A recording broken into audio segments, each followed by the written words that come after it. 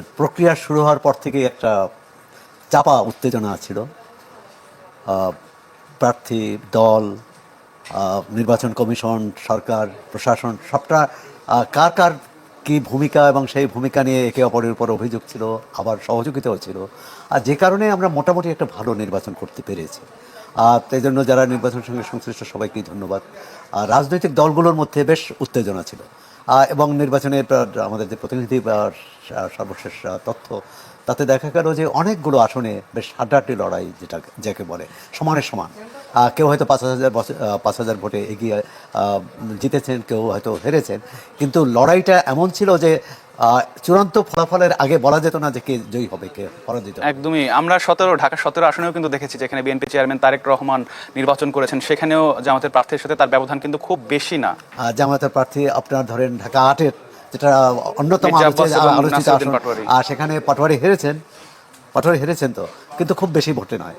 কিন্তু অনেকেই ধারণা করেছিল যে পাটোয়ারি অনেক এই ব্যবধানটা আকাশ পাতাল হবে, তাই সেটি হয়নি। এমনকি ঢাকা 12 আমরা যেখানে অবস্থান করছি সেখানে জামাত ইসলামীর প্রার্থী জিতেছেন, কিন্তু সেটার কারণ হচ্ছে প্রধানত যে বিএনপির ভোট ভাগ হয়ে গেছে। বিএনপির বিদ্রোহী প্রার্থী ছিল এবং বিএনপির মিত্র যাকে বিএনপি সমর্থন করেছিল, ভাগাভাগি হয়ে যাওয়ার কারণে এই জামাত ইসলাম প্রার্থী জিতেছে।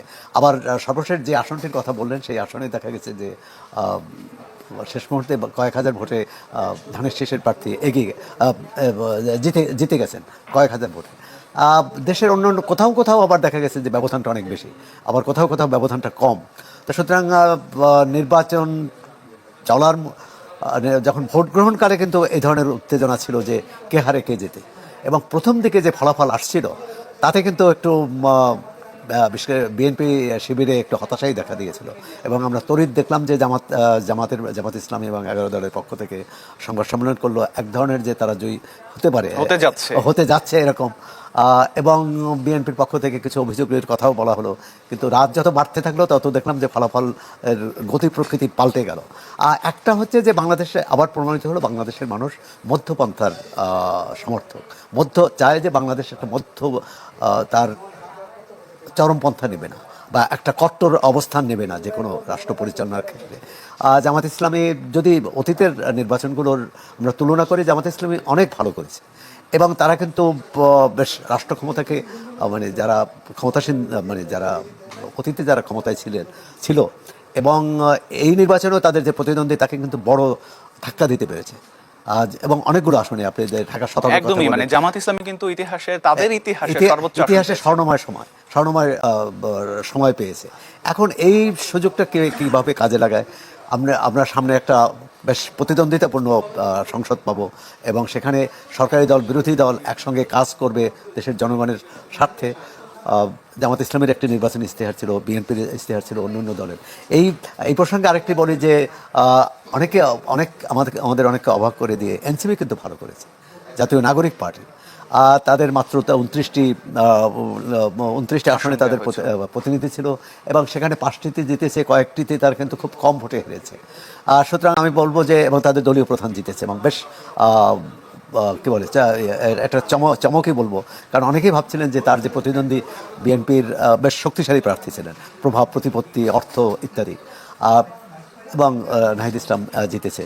তো যারাই এই নির্বাচনে জিতেছে আমরা অভিনন্দন জানাই, কিন্তু যে প্রশ্নটি আসছে যে তারা যে জনগণের কাছে অঙ্গীকার করেছে সেই অঙ্গীকারটা রক্ষা করবে।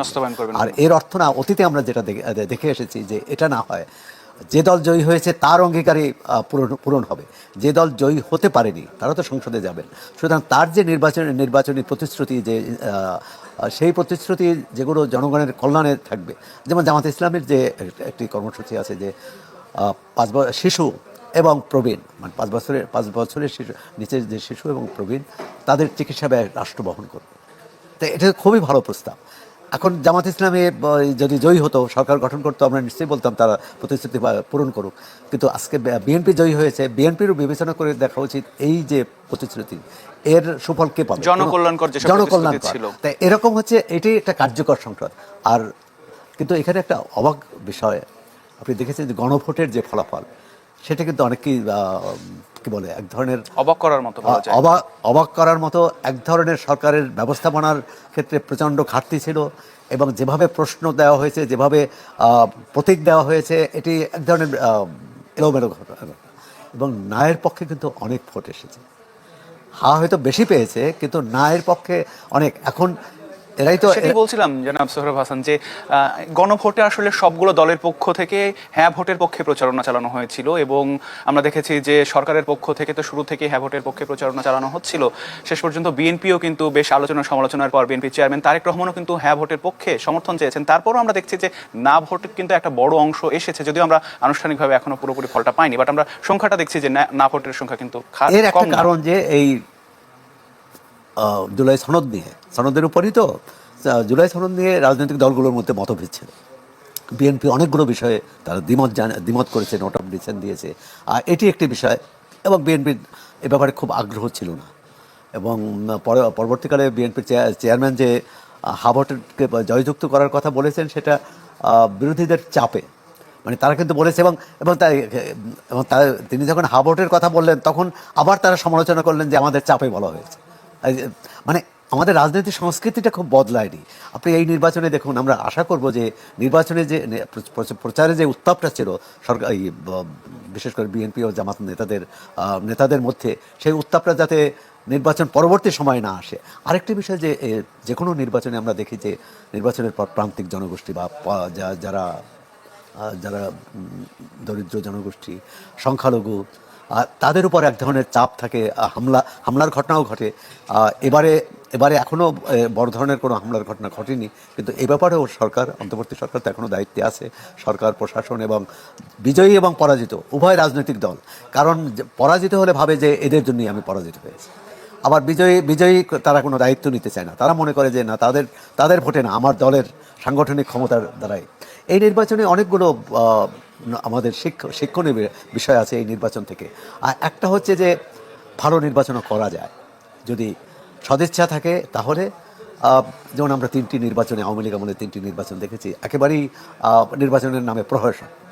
কোনোটায় বিরোধী দল এসেছে, কোনোটায় আসেনি, আসলেও তাদের ভোটাধিকার। 24 আমরা দেখেছি যে 24 আমিডামি নির্বাচন, তার আগে রাতের ভোট, তার আগে কি বলে বিনা ভোটে এমপি হওয়া।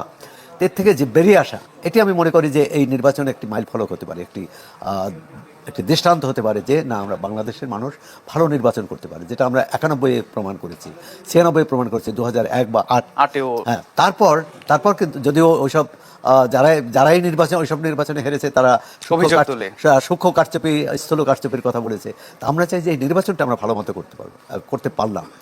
এরপর এই রাজনৈতিক নেতৃত্বেরই দায়িত্ব যে সংসদটাও আমরা ভালোভাবে চালাবো, সরকারটা ভালোভাবে চালাবো।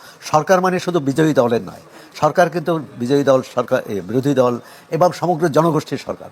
আমরা অতীতে দেখেছি যে দলই জয়ী হয় দলীয় সরকার হয়ে যায়, সেটা নামে বেনামে দলীয় সরকার, যেটা বিএনপি সরকার। তা আমরা চাইবো ভবিষ্যতে যে এরকম দলীয় সরকার না হয়, তার কোনো কর্মকাণ্ডে যে এটি যাতে প্রতীয়মান না হয়।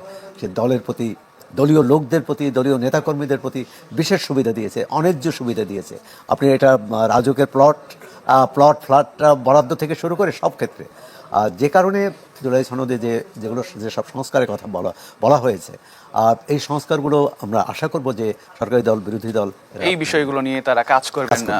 আপনি বলছিলেন কিছুক্ষণ আগে যে এই নির্বাচনের জয়ের পরেও বিএনপির জন্য বেশ কিছু চ্যালেঞ্জও থাকবে। জামাতের পক্ষ থেকে একটা বড় সংখ্যায় আসন যেহেতু তারা পাচ্ছে, ফলে সংসদে একটা শক্ত বিরোধিতার মুখে পড়তে হবে। কি মনে হয় আপনার কাছে, জামাত জোট আসলে কতটা প্রতিরোধ বা তারা আসলে কতটা বিরোধিতা করতে পারবে শক্ত অবস্থানে থেকে? আসলে আমাদের অতীতের রাজনৈতিক সংস্কৃতি থেকে বেরিয়ে আসতে হবে। প্রথমত হচ্ছে বড় বিরোধী দল বড় হলেই যে চ্যালেঞ্জ হবে, সেটি নাও তো হতে পারে, হওয়া উচিত নয়। কারণ সংসদে সরকারি দল, বিরোধী দল যেই ন্যায্য কথা বলবে, যেই ন্যায্য প্রস্তাব দেবে, ন্যায্য বিল আনবে, সেটি পাশ হওয়া উচিত। এবং সংসদীয় কমিটি থাকবে। এই নির্বাচনে ডেপুটি স্পিকার বিরোধী দল থেকে নেওয়া হবে। আপনি চ্যালেঞ্জের কথা বলছেন, চ্যালেঞ্জ নিশ্চয়ই আছে, কিন্তু চ্যালেঞ্জের পাশাপাশি একটা সুযোগও থাকবে, সেটাও কিন্তু আমাদের মনে রাখতে হবে। কারণ অতীতে সরকারি দল, বিরোধী দলের সম্মিলিতভাবে সংসদকে কার্যকর করা, টেকসই করা এবং সংসদকে জনমানুষের আকাঙ্ক্ষার প্রতীক করা, এই কাজটি হয়নি। তো এই নির্বাচনে হ্যাঁ, জামাত একটা চ্যালেঞ্জ হতে পারে, কিন্তু চ্যালেঞ্জটা মোকাবেলার ইতিবাচক ইতিবাচক দৃষ্টিভঙ্গি দিতে হবে চ্যালেঞ্জটি মোকাবেলার জন্য। আর যদি সংখ্যাগরিষ্ঠতার জোরে যে কোনো আইন পাশ করা যায়, আর 2/3 হলে তো কথাই নেই, মানে নারীকে পুরুষ এবং পুরুষকে নারী ছাড়া সব কিছু করতে পারে জাতীয় সংসদ। তা আমরা মনে করি যে সেটা করবে না।